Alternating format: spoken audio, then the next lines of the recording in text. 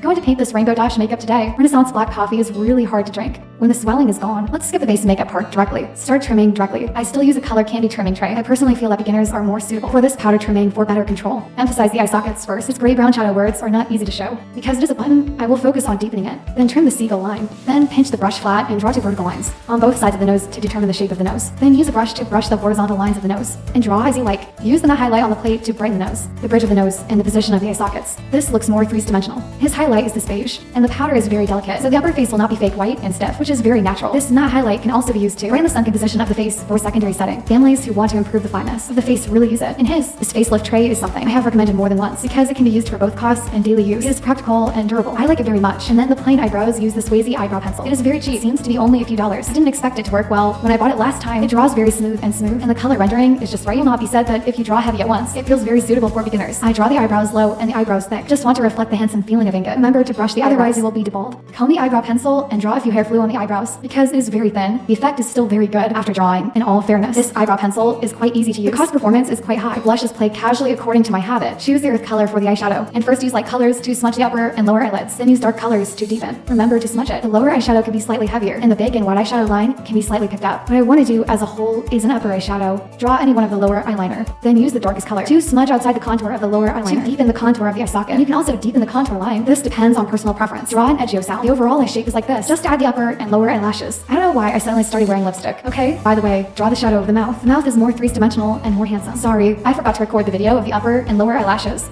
So